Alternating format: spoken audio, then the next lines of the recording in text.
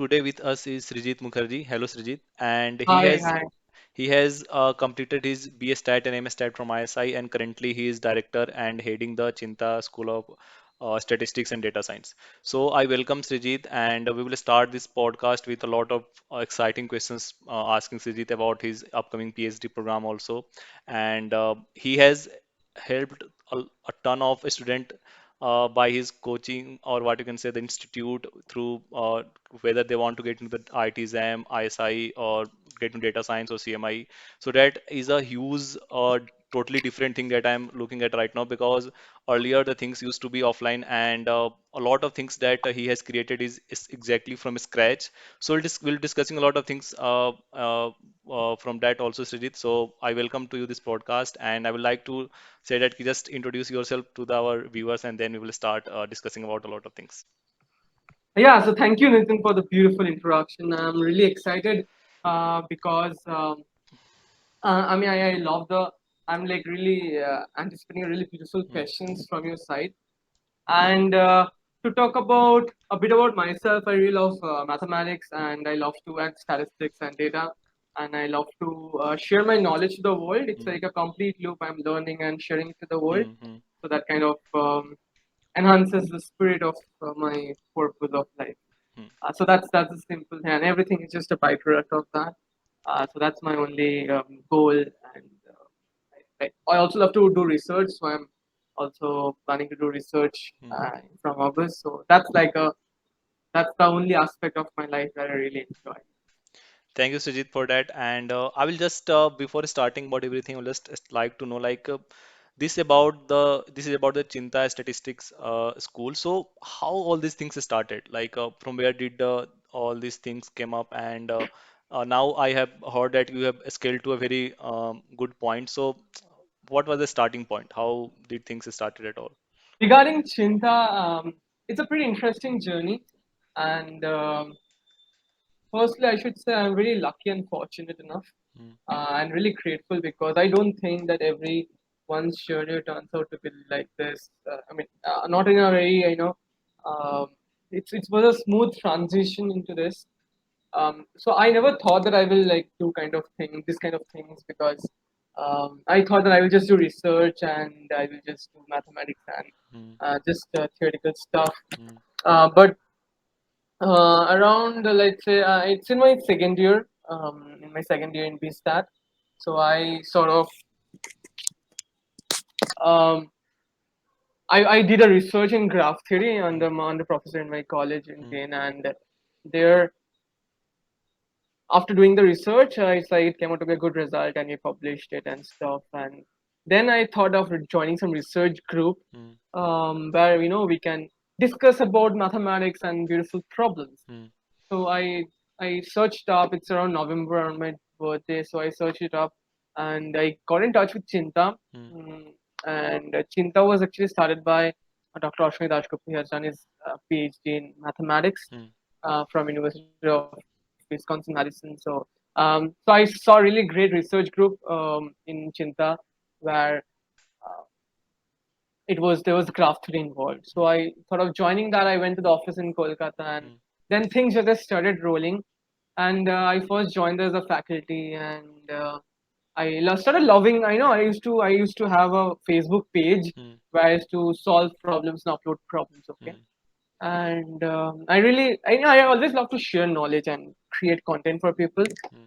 And then Chinta happened. Then I joined as a faculty. I love to teach, and then things started rolling. And um, during that time also, my mom got hospitalized, and I thought that I could do something like I have to talk to the doctors and stuff. So I really enjoyed that part, which I've never done before. Hmm. Okay, Hmm. that talking to people and interacting with people, and I Exactly. really love that. Hmm.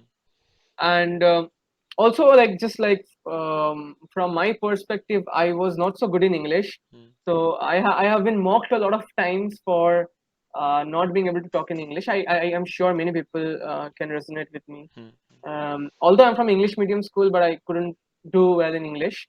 So also I saw this as an opportunity that enhance my skills also in English Hmm. and speaking and stuff. Hmm. um, so then I actually talked with like Ashwanida and other Chinta people that there were only two people in Chinta then, okay, Mm. and there were 70 students of mathematics. Okay. It was in 2018. Mm. Um, then 70 live students, I mean, Mm. and then I came and I started doing some admin works. So I used to do sales, I used to do marketing. I used to learn this and do it myself. And I sort of Ashwanida was then in US Mm. pursuing his PhD, Mm. so I Mm. kind of uh, look dedicated some of my time Mm. passionately to look after this, okay. Mm. And then then it slowly started growing. I saw that my skills were actually developing, okay, Mm. and I really loved that. And once I remember that I was in my mom's hospital in my mom's cabin. I used to talk to people and do the sales call and talk with what is the interest, and I used to arrange classes and stuff. It was a really great journey, okay. Mm. So I really discovered myself in a different way other than I just can sit and do mathematics, okay. Yeah. So that was a turning point in my that was a revelation in my own perspective. And I enjoyed this. My calling was that I have to be great at speaking and communicating because I realized that I love to talk to people. So this helped me grow up in my personal skill journey. Mm. And then in 2019 I did my BStat, and then I moved ahead to the masters in ISI. And in 2020 in my masters first year, Mm. my father was going to get retired, okay. So and he was from a private company, Mm. so his pension was not so great. So I have to somehow sustain my own family. Mm. And then I thought of teaching people and stuff. I talked to Ashanida and other people of Chinta, Mm. and I thought of starting the statistics, Mm. you know, Branch. uh, branch. Mm. Just like because number one, I have to sustain myself. Mm. That was the very big push. And number two was that I really want to share the statistics knowledge because it Mm. was not so prevalent at that time. If Mm. if you're at the same time, so statistics knowledge was not so prevalent. So this coaching for ISI MStat and IIT Jam. So I started with ISI MStat because ISI was really knowledge focused, Mm. and the goal of Chinta is knowledge. Okay, so Yeah.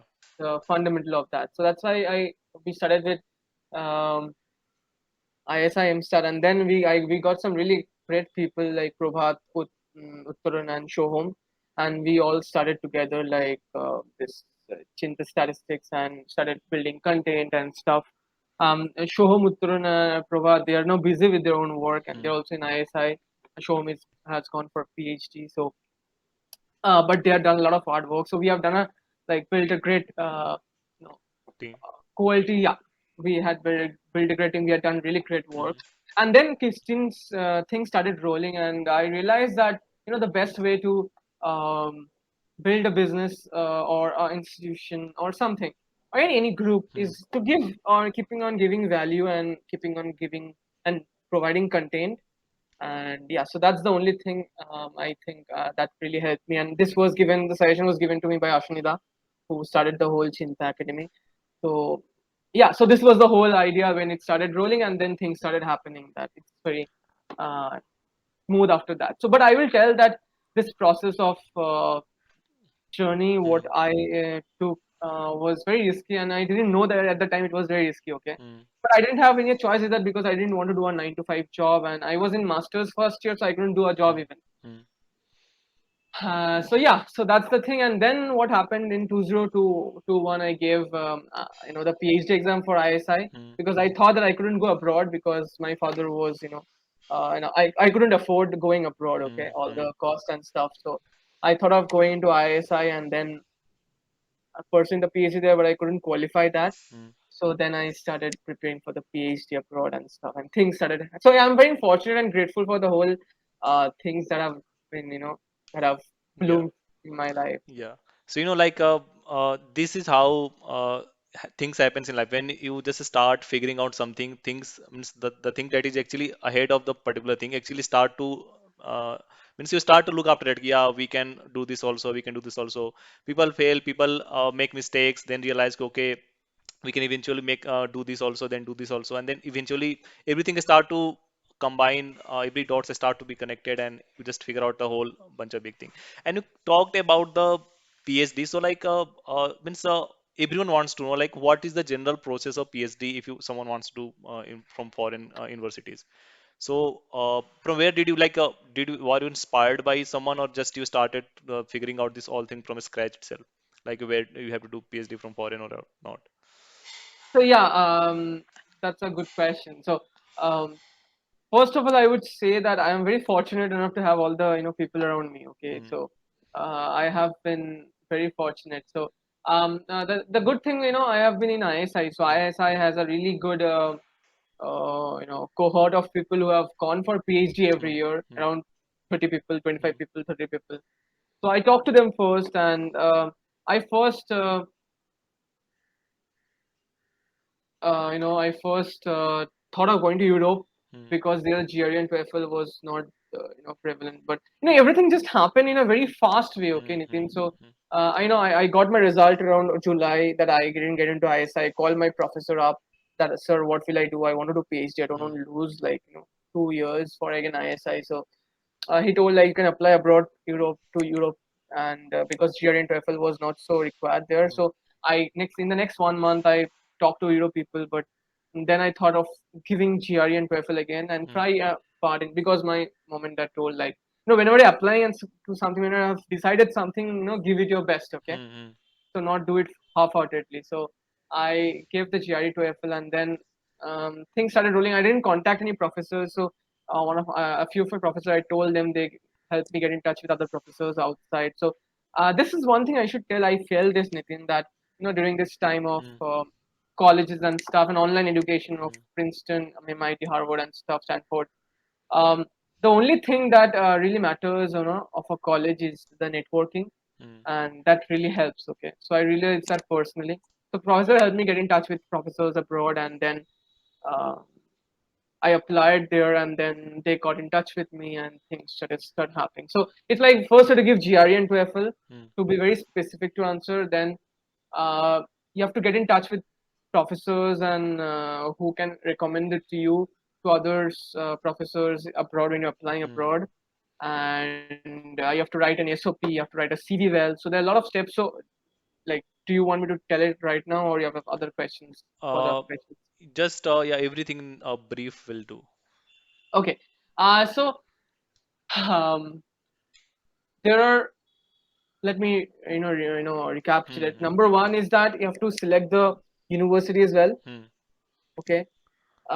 Then you have to make the CV. It's just like job application almost, because PhD is a job after all.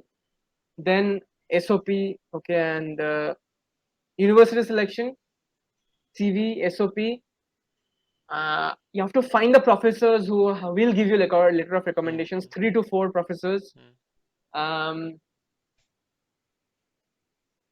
yes, and then getting in touch with the professors and mailing them, and an application procedure. So, and then after that comes GRE and TOEFL, and then the final applications process starts around last of October. So uh, that's the entire. These are the 7 steps you have to follow. I had a very good friends and professors in my life who actually checked my CV and SOP and gave suggestions in real life. Okay, so for example, I made my resume too long, 3 to 4 pages. One of my professors told it should be 2 pages at most. CV. So I made it 2 pages. The SOP, I made it too long. I have to make it short because it's 100,000 or 1,500 words demarcation. Professors helped me, and then um, GI TOEFL was very not very very hard for an English medium person. And I have been talking to people and speaking to people, so it really helped me. Okay, so I'm again fortunate enough to, there was a speaking section in TOEFL, and which is really hard. So that's kind of really helped me. So, do you want me to tell in this in details, or just scratching the surface like this, Nitin? Yeah, yeah, this is fine. So just tell me Okay. one thing, like, is the PhD process in Europe and US is different, or is there some similarity? Both are very different. Acha. In Europe, it's like there is it's called academic Hmm. positions. You have to subscribe to them. They will send mails, and Hmm. then you have to contact the professors and talk to them, and they will take you in and stuff. mm, So I have not explored it much, but mm, this step I mm, have done. mm, Okay, mm, I still get emails mm, like, please, this offer has come, so I will show you one. mm. Is it okay if I show? I think screen sharing, I should be not able to record that. So, Okay, okay, no worries. mm, So maybe I will can give you a screenshot. You can mm, show them, yeah, mm, afterwards. So there you have to apply, but in US you have to give GRE and TOEFL. mm, GRE is waived in some parts, but you have to give GRE and TOEFL. I gave both because some of my universities needed it. Um, so they are like, in both of them they will have an interview, and in the interview they will ask you about research proposals, what mm, you are planning to and mm, stuff. So mm, that's what is common, but the application procedures are very very different. So yeah, mm. Okay. that's the thing. So regarding the GRE and TOEFL that you appear for, so means so let's say someone wants to do it from very scratch level. So what are the skills that they need to focus on to clear GRE at very good score? Read means obviously means Yeah. you prepared by yourself or you obviously by using books or just you took some online No, no, online coaching is a no-no. Please don't okay waste your time. okay So all of you are very intelligent to, if you have done your masters, you are pretty intelligent to mm, go into, PhD. So that's really, really not at all hard. mm, So there are two sections in GRE. One is quantitative, one is verbal section. mm, So verbal section is very hard for me because I was not so good in reading stuff. There are unknown words and stuff. mm, So, and I don't have a very good memory. Okay, I have a very pretty bad RAM. So therefore, I made sure. So there is like 170 and 170. mm, 170 for quantity, mm, 170 for verbal. mm, So it's like 340 marks. I scored 318. So 315, 318 is a pretty good. So mm, 320 plus is told like it's a mm, very safe zone. Okay, mm, 320 plus. mm, So I made sure that I get almost full marks in quantitative. Okay, mm, it's very easy. It's still class 10 mathematics, mm, so it's very easy. So I scored around 169, which was good. Mm, and in verbal section, I thought that um, I used to remember was I used to use Magoosh app and all these mm, apps are there for stuff, but mm, I literally failed, okay, because I have very bad memory. So I then I called one of my seniors, Umada, and he suggested me the Princeton review book, and it's very good. It's like they tell you the techniques, the logical techniques behind the verbal mm, sections, okay. mm, So there are techniques like there are two words and another two words, one word is missing. mm, So usually they are like this word matches to this word and this word matches to this word. So it's like the opposite. Like this relation is reflected in this relation. So it's mm, like A and B are there and B and C and D is there and D is missing. So A and C are like opposites of each other. So B and D will be opposite of each other. That those logical senses really mattered, and those are the things that really help. The Princeton review book for the verbal section is really good. So you can just do that book. For practice sections, I just used the time wala thing in the online apps. mm, It's free mock test and stuff. So mm. I didn't enroll. I didn't spend a single money for that. One should not, yeah, and still can get uh, good marks. Yeah, definitely I will share the link with this book and the name in the description. Sure, Uh, sure, sure. I will help you find. yeah, Share the link. definitely. Yeah. So, you told ki you are having means you are were interested in research. So, means why were you not trying to get into corporate research jobs rather than getting into PhD? So, this is Okay, some. so if you ask me now whether I want to do corporate research, corporate work or Mm, not, I would mm, say I would love to. yeah, Okay, at least explore. yeah. The thing was that I grew up in a middle class family where I saw my father coming back from home, in the evening, drained totally and not being Mm, able to give time, to the things he loved to, mm, and mm, so that was a kind of a turning off point for me to do corporate research, corporate work, mm, because I thought it was too like less freedom for life. mm, But now, as I am, getting matured with my life, I find like I could have explored corporate world. Maybe I will in the future and see what's there, like whether I like it or not. I cannot just say that I don't like it just by seeing other people. I must mm, experience it mm, myself. So if you ask me whether I will, if you give me a, whatever, like let's say nothing is there in my life, and if you ask me like, will you want to do a corporate work for Yeah. 1 year, I would say yes, Mm. I would love to experience that. Okay. Okay. So there's nothing against corporate world, because I myself, kind of run a part of a corporate Hmm. part. Hmm. Okay, so I really feel good because when you see people, enjoying together, doing something really Hmm. great, Hmm. so I feel that okay, if I would have been in that their place, then I would have enjoyed also. But yeah, I mean, different things have different freedom things, so depends upon what really mattered to me. At the point I developed myself, I could not do a corporate thing, and it's very hard for me to, at the time point Hmm. switch to corporate, because I Hmm. already, developing a bit of Cheenta. So therefore, I think that corporate world is not bad at all. I am totally not against corporate world. I'm totally not with corporate world. I'm not totally against or for anything. Okay, Yeah, but you're it's open to just explore. Yeah. yeah, I'm just exploring myself so that I understand what really suits Yeah. me. But I love to do research because more than money, it's like an intellectual Hmm. exercise Hmm. for me. Yeah, definitely. Yeah, Yeah. so that's it, and Yeah. I'm getting money for that, so that's good.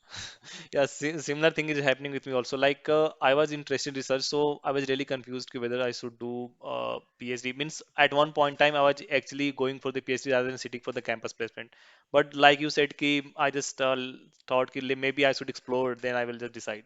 And Yes, luckily, I got to TCS Research Lab. Then I also switched to the another research job. So I'm pretty much doing good. So I think I will explore some more. Yes. Yeah. Thank you. great. Yes, Yeah. so it's one. My suggestion is one should always explore to Hmm. see what really suits Hmm. him or Hmm. her. So In fact, at some point of time, I was thinking in the beginning that ki maybe I'll not be able to do the typical job, like, like people not in the research are means working on something and just getting bombarded with different and different projects again and again. So that thing I thought I would not be able to do. I want freedom of time because in research you have to really put some effort and time to think yes, independently out of the box. And that thing when I got, I thought, ki, okay, maybe at this type of job I should explore. Especially in data science, there are actually a lot of different types of jobs, so people should be very much clear about what they want.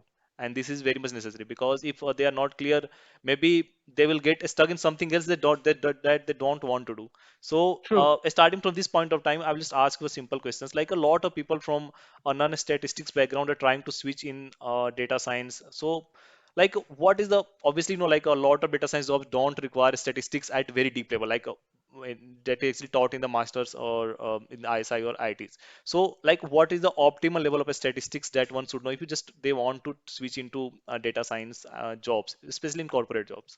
That may depend on the role also. Like some people are biostatistician, then they may require biostatistics. If Yes, some yes, people are, exactly. yeah. So it depends on the job role also. But uh, in general, I think there should be some optimal level of statistics that everyone should know, whether they are the data analyst, the data scientist, the ML engineer. I think ML engineer should know something at deeper level because they may be required to do some optimizations and something like that for neural algorithms or something like that. Just let me search a book. Three type of people. Okay, Hmm. number one, people from non-math background trying to switch into statistics. Okay, Hmm. Hmm. there are people who are from semi-math background, like engineers. Hmm. Okay, Hmm. and there are people from math or statistics Hmm. background. There's three kind of people. Okay, I have seen real estate people learning statistics, and I mean I have taught them personally. Okay, I have taught politicians, not politicians, but yeah, I should not say that, but yeah, kind of close to them people, statistics. Okay, Hmm. so um, it's kind of also I realized that there. I was talking to one of my favorite persons, Hmm. Abhimanyu Gupta. He's on very active on LinkedIn. Hmm. So he teaches data science in a school of business. I forgot the name. I'm sorry. Hmm. So he told me, like, many people tell the you have to know statistics and lot of Hmm. stuff. Hmm. But Hmm. when you join a company, there are two roles. Either you're going to be developing algorithms, Hmm. or you're going to be supervising a team. Exactly. Okay. So when you supervise something, when you're a manager, okay. So let's say you're managing a garden, Hmm. and you have people working under you manages the garden. Hmm. So you need not know everything in details, but you just need to know that this is their work, they are doing. Like, but you should know at least something. Okay? Yeah. Like you should not know what the scientist is doing, what is how the water flows to the steam and Hmm. stuff, all those Hmm. things. Hmm. But you should know that that happens. Like how plants cook food. Yeah. I'm just giving a very exact, Yeah, to very understand the example. work the people are doing that they are managing, right? Yes, exactly. Hmm. Not into the very depth of it, but they should know. Okay. Hmm. So in the course Abhimanyu da is teaching in in the school, it's the data science for managers. So there is a different data science for management team. Hmm. Okay, Hmm. those who are managing the data science Hmm. Hmm. people, and there are data science people who are doing the data science work. Okay, understand this. Hmm. There are managers who are supervising managing team. Hmm. Hmm. They need a different kind of training. Exactly. There are people who are doing the data science work. Hmm. Now, in that, there are different kind of work: data engineers, data scientists, machine Uh, learning engineers. uh, Okay. Now, for them, the job role is very specific. hmm. Okay, and they have a they. I mean, I think your question is that what is the intersection of this part? What is the intersection of this part? Like Hmm. for the managers, what is the minimum number of statistics they should learn? Hmm. For them, what is the statistics they should learn? Hmm. Okay. Hmm. So for the managers, I should say you can go away without knowing the statistics part, Hmm. okay? Hmm. Because understand the managers are not from math background, okay? Hmm. They cannot go through the entire study probability distribution to Hmm. understand normal distribution and how to fit a curve to it or Hmm. whatever. But for them, it's very important because let's say they are trying to understand cross validation, okay? Hmm. Like they're doing a cross validation to validate a model, Hmm. okay? So when they're telling this to a client, like a client asks them that, okay, how do you know that this model is working better than that model? Hmm. So they have to explain the strain test and cross validation stuff, right? Hmm. So when they're explaining that, they have to know it so deep they can explain in lame languages like that, Hmm. right? Hmm. Hmm. For example, I was working with another person. I'm sorry, I think I cut you in the middle of when you were telling something. Just let me complete this. So I was working with a person. Hmm. She's some working in some company with time series and stuff, and she told me she was using exponential smoothing algorithm um, to feed a time series model, Hmm. and she told like she wanted this to explain. The client wanted her to Hmm. explain that to Hmm. that what is exponential smoothing because they of course should have know. So therefore, one should have a very basic core fundamental understanding of statistics and Hmm. probability. Hmm. These are for data scientists role and not for engineers, I should say. Hmm. Okay. So yeah, that's it. You were asking a question. So yeah, means my question was that ki this is what I have also realized as part of job key when you are explaining something to the client, in fact, they are not interested in core mathematics. They are just want to understand at very shallow level, just key layman term that to say ki, yeah, how these things are happening. And the people who are actually doing it, they need to know in depth. In fact, sometimes it also happens that ki whatever we have not studied as part of our course curriculum, have not heard, we have to go and study that using some books or something like that. So recently, I've been working on graph neural networks. You are working on that particular thing. You have to go somewhere. You have to study those things in deep. But yeah, the when you just prepare the solution, you have just once developed a solution. The other people you can just say that okay, there is something like graph and it's working. So people can understand okay, this thing I can relate better. But yeah, in fact, in depth, that thing maybe required some very good understanding of the very deeper level of statistics, maths. In fact, graph theory also. So these thing is with the team also. In fact, like some jobs which are actually not required a lot of statistics. Like maybe there are some types of data analysis job that actually requires a very shallow level of statistics. That is also good to go with a very basic level. But I have seen that people means when they are just trying to make some conclusion, they just don't make conclusion based on the statistical assumption. They just try to plot something, just take the result. They may do the hypothesis testing also. They may go in depth applying that knowledge to figure out the things or be verify that particular thing. Yeah. So this thing is, I think, but yeah, those things happens at the when people just want to see the result and not like how the things are happening in detail, right? Yes, you're right. So, but I think I didn't answer your question properly. Like, what is the minimum amount of Hmm. statistics and probability one should learn? Hmm. Um, See, I personally think, and I have a very depth conversation with on LinkedIn. I think Hmm. I told about with Venkat Raman. He's a really great guy. So, um, like whether statistics and data science are equal. Uh, Ideally, they should be equal, but they're not according to the industry. Okay, I Hmm. mean we can't help that. So one should try to learn as much. So there's a minimum requirement, right, Hmm. Nitin? Hmm. So the minimum requirement, I should say, there's a book called Probability and Statistics for Engineers. Okay, Hmm. Sheldon Roscoe. Yeah, yeah, definitely. Okay, I recommend that book to everyone who want to learn the statistics. That is yes, actually a very good book. yeah, because it's for engineering. It's for a semi-math person. Hmm. That's perfect. Okay, Hmm. so one should have the whole knowledge of that book Hmm. if they're going from a semi-math background to Hmm. statistics and Hmm. stuff, and then the person can increase his or her skill in that. But that's the basic. So you are right. You have given this perfect suggestion to Hmm. the people. So yeah. One thing I'm not sure, Nitin, just tell me this that uh, I heard that after going to data science position, after 2 years, there are two options for you: either to go into managerial position or to do a research and do a PhD. Hmm. Is it true in the industry? I just heard it. Yeah. So some companies do this type of thing. So eventually people want to switch to the managerial level because I know that no one wants to be in the technical for such a long time. Means some Okay. people are very passionate about the research. They do continue to the same positions for a long time, maybe senior researcher, scientist, senior scientist, head of scientist, something like that. But yeah, they are continuously doing the research. But some people just switch to the means the position where they are not working at very deep technology. Some people just like consultant, senior consultant, manager. So now that earlier talked about like from doing gardening to managing the garden, they are just people are switching from that person, like doing the jobs to manage a lot of different data scientists and something like that. I see. But yeah, people means personally there are some people who actually likes to work on research, so they do continue this work and they So yeah, so they so they continue to this yeah. type of thing. Hmm.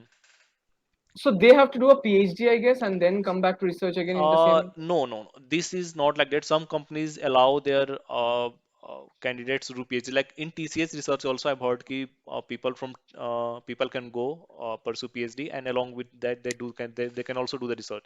And second thing is that the means they also hire fresh PhD graduates also. Like in IITs also from our department, some PhD person join. Means our department, mathematics department also means some persons in PhD in statistics joined a company, and many people joined like Google, Microsoft Research Lab, Amazon Applied After doing Scientist. the PhD? Yeah, yeah, they do. So they actually companies like like the top tier technical companies like Google, Amazon, Facebook, and Microsoft. They also hire masters, MSc, MTech people for scientists and all those positions, research position, and they also hire PhD persons for their research position. But yeah, compensation will be different, the work will be different, and obviously the role will be different because the person who are being hired from MSc and MTech will directly not get so much into research. They will just get into some project and starting with the when they will start developing the skills, they will get into the research. But yeah, people from PhD they do get those type of opportunities. In fact, people from PhD also get to do research internship in Google, Microsoft, because industrial means obviously in those type of institute in companies people often get very good equipment or you can say setup. True, true. So that is why people doing PhD from top tier institute also want to work on these type of institute also, these type of companies also, because they are able to get good setup and they can just explore a lot of things. In fact, Google, Microsoft, Facebook, they have an entire different team apart from the research team who are actually working on core research. Maybe that not useful for companies, that maybe not useful for anything else, but yeah, they are open to, they are just free to explore how much they want to do this research they can do. So like especially company focus on the research that actually can benefit the company. So Yes. maybe something can improve YouTube recommendation, something can improve Facebook feed and something like that. But yeah, there are some special elite group you can say is that are actually working on some entirely different theoretical research or something like that, that may be not useful or maybe useful for the companies. So these type of things are happening in the industry, and just I wanted to ask like uh, means maybe it's suggestions from my side also. If let's say you have taught some people data science also, so if someone wants to make a long-term career in data science, like do they also pursue the PhD? Like personally feel that thing they should pursue PhD at some point of time. But what is your suggestions? Like coming from academics, Understand the world now, yeah. okay, Nitin.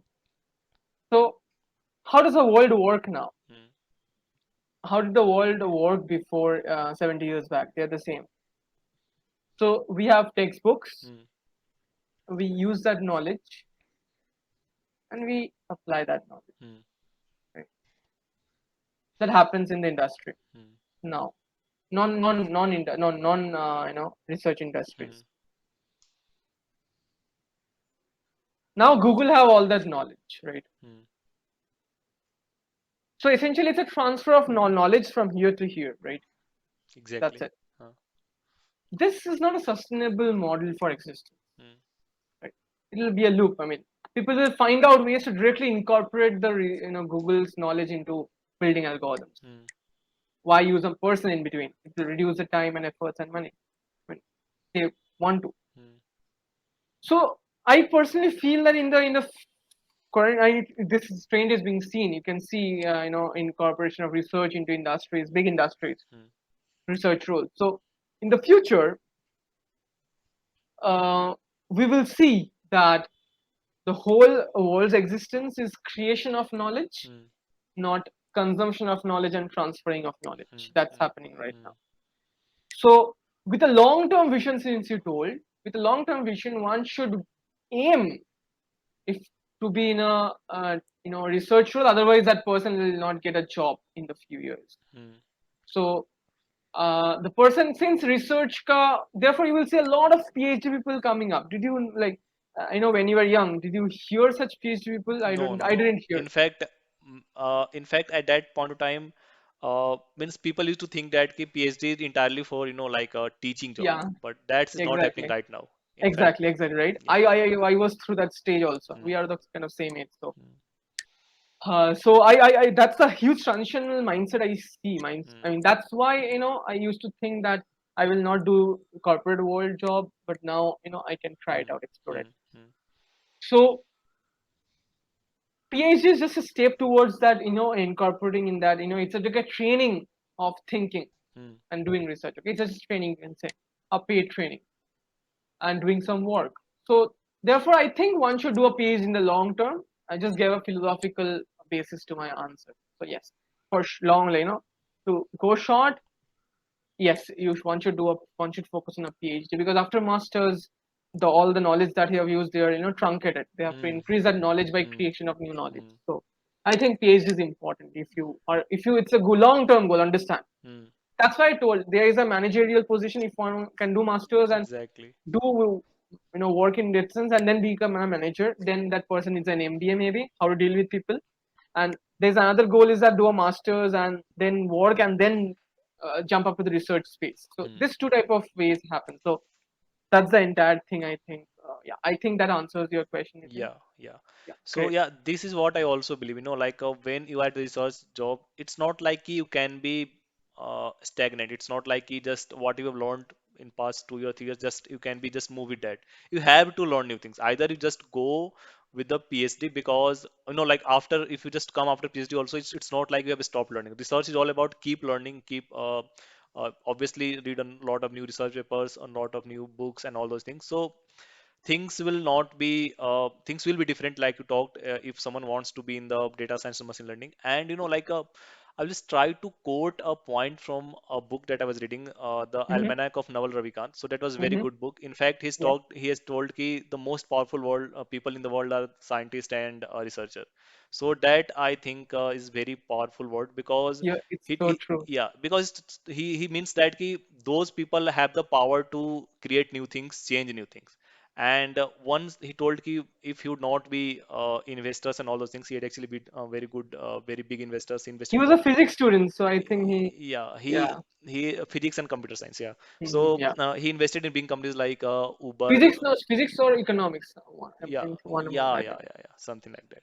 So, like he has means I read his book. Actually, it's not written by him; it's some other person. But that is actually combined is all Twitter stuffs and all those things. He actually very active on Twitter. So that is, I think, very powerful thing because once you are in this field, you realize that how much potential the ML and AI, especially these fields, are still being explored. Still, new things are being created. This is not. stagnant still. It's like, we are just very at a very small point. We are not able to create a very good AI that can actually be replica of like a human understanding. That's very far away from this particular point of time. And like people just think that ki artificial intelligence means some intelligence that is like human and that can actually replicate like human. But that thing is still not possible. So that's why researchers have the power and they are actually going to get a lot of values in coming days. In fact, the things has been started right now. So at this point of time, I just like to point out that there are two types of jobs in data science and ML. One is, like just developing the existing ML algorithms. So you have some data set, just applying the existing ML algorithms and just giving out the result. And the second thing is just create new algorithms, create something out of what you know, read new papers and just read new mathematics and create the new things. So Exactly. these two type of jobs are in common, especially in data science and ML. I know don't know about software development, whether how much research is being done or other thing, but yeah, in industry, in data science and ML, these two things are being done.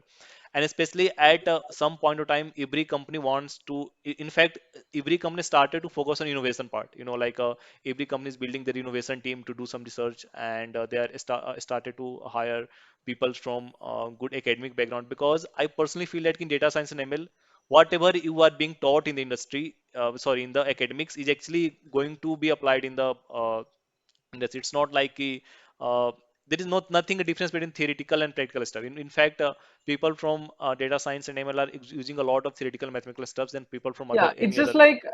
it's just like mathematics and research is 20, Exactly. 30 years ahead of the whole thing. Yeah, yeah. So, Yeah. like So people generally say that let's say someone is doing engineering from chemical or mechanical background and they're trying to get a job in software development. So it's like what if they have learned as part of their chemical engineering curriculum, they are not going to use it. But yeah, as part of statistics, mathematics, and data science people, whatever we are going to learn, if we're just trying to get in the data science and ML industry, we're just using the same thing, like obviously true. at some bigger level. But yeah, so like people uh, these days actually quote a lot of things like college are not useful. I think they have not went to good colleges where things are taught. So obviously, if No, chemical, when they say college is not useful, I just no, I sometimes disagree and agree with them. obviously, I me too, Uh, same opinion. yeah, so the disagree part is comes from the fact that the colleges, the most important things in the people are not things, but aspects of the whole life and the world are people. Okay, they run Hmm. the whole thing. Hmm. So it helps you get in touch with really, if you have the capability, it can social us dynamical skills, Hmm. dynamic skills, and then you can connect to very good people. Then it can lead to really great networking. Hmm. Imagine that the colleges have done so much work to bring the, if I call, let's say a company, let's say Google or some company to Cheenta, like this, we are teaching them. Will they come and hire Hmm. people from there? Why will they? So it's not easy. Hmm. So you cannot just call them and tell, Nitin, you can not tell like, I'm teaching these students, will you take this person Hmm. and go to a company and tell that? Hmm. No, Hmm. it doesn't work like Yeah. that. So it's a very hard work they have done, and that's because of the reputation and their hard work. Hmm. So you cannot do it yourself. Remember that. Hmm. I mean, I'm just telling it to the people Yeah. who think like that. Hmm. So therefore, the college's networking is really important. So tap into that potential of the college. Hmm. Okay, Hmm. Hmm. get into such positions or interact with people who can help you in that, Hmm. and that's it. And do your work. I think learn, enjoy, learn yourself.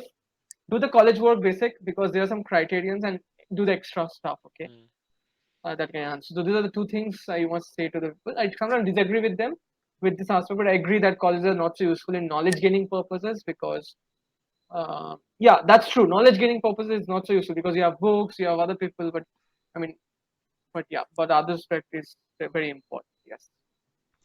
So, we have discussed a lot of things. So, just as a final concluding questions, I would like to discuss like from the experience that you have gathered from Chinta Statistics School. So, let's say someone wants to do masters in statistics, maybe from IITs, ISI, CMI, or some many other institute.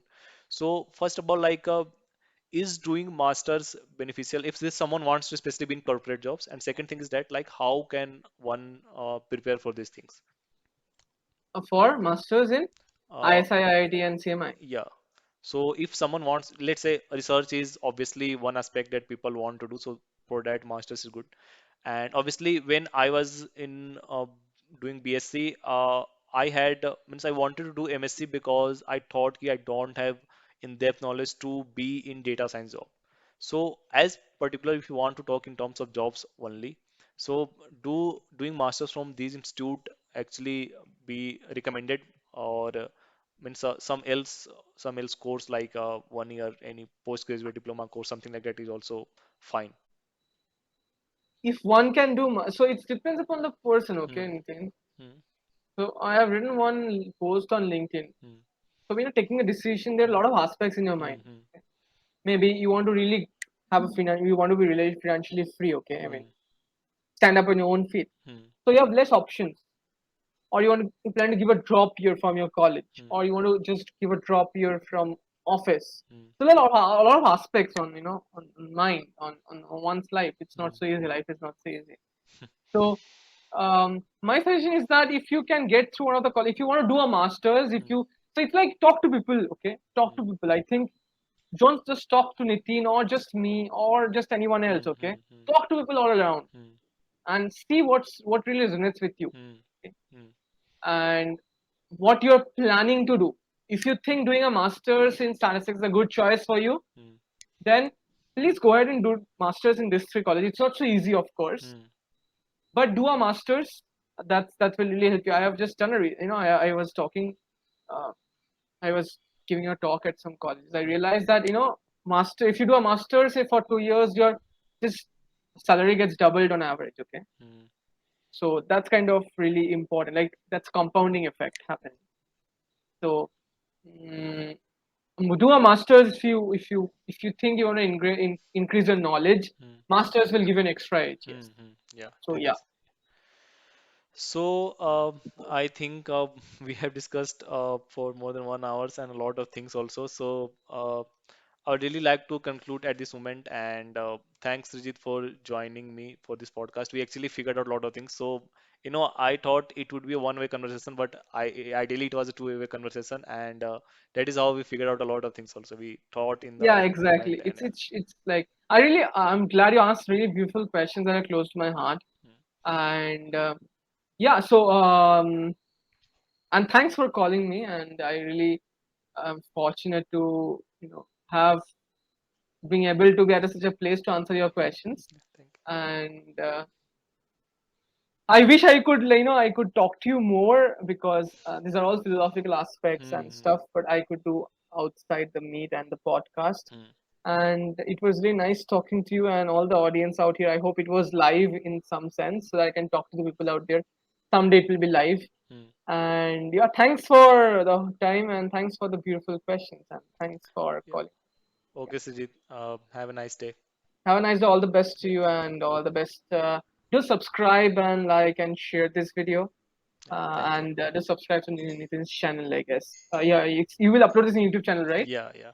Yeah. So hit the bell icon. Thank you.